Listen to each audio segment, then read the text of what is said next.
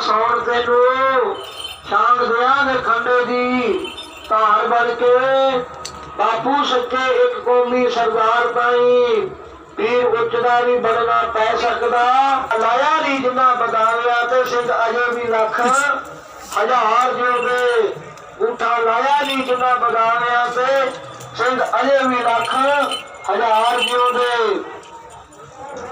अपने छोटे पुत्तां दे वेल ताई जेकर अर्थ का खालसा वाहिगुरू जी की फतेह।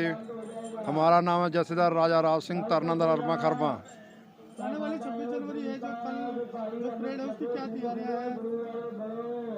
जो कल को 26 तारीख को परेड है उसमें हम ये गुरु की सारी लाडली फौज निहंग सिंह फौज सरकारी खाल की साकियाँ फौजां बूढ़ा दल तरना दल बूढ़ा दल के बाबा मान सिंह जी और तरना दल के बाबा चढ़ सिंह जी अरबा खरबा तरना दल बाबा गुरदीप सिंह जी तरना दल बाबा मान सिंह जी मड़ियाँ वाले तरना दल बाबा कुलविंदर सिंह जी चमकौर साहब वाले तरना दल बाबा नरैण सिंह जी तरना दल बाबा गुरसेवक सिंह सारे ये निहंग सिंह गुरु की लाडली फौज कल को अपने खालसा परेड में शामिल होगी। जो किसान परेड जो चाहेगी इसमें घोड़ों के साथ पूरे खालसा जाहो जालाल के साथ हम निकलेंगे, जहाँ से पूरी परेड करेंगे।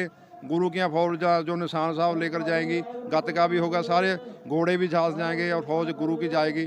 पहले हम जाएंगे फिर ट्रैक्टर रैली हमारे पास पीछे चलेगी। कितने घोड़े होंगे इस? हजारों की गिनती में निहंग सिंह फौज होगी और सैकड़ों की गिनती में घोड़ों भी होंगे। किसान रैली में जो ट्रैक्टर होंगे उनकी तादाद क्या रहेगी? ट्रैक्टरों की तो लाखों की तादाद है, ट्रैक्टर तो बहुत है। ये जो रैली होगी शांतिपूर्ण होगी?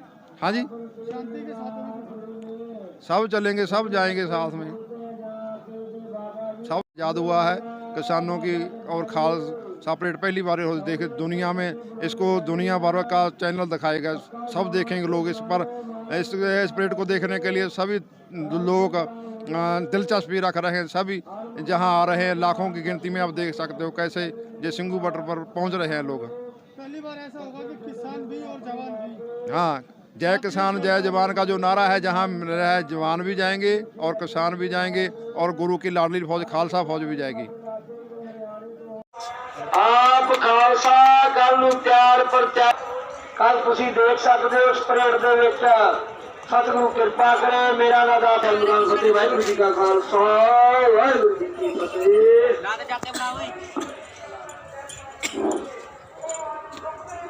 रास्ते का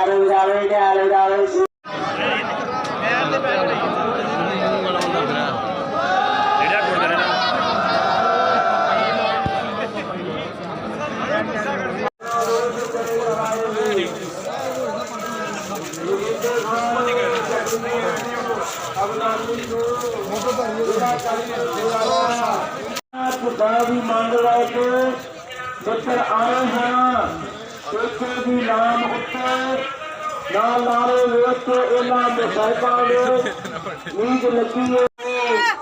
साहर सिंघां भी बने बनन देवी ऐसी जून अजे ही जी सकते। सो गुरु के प्यारे गुरु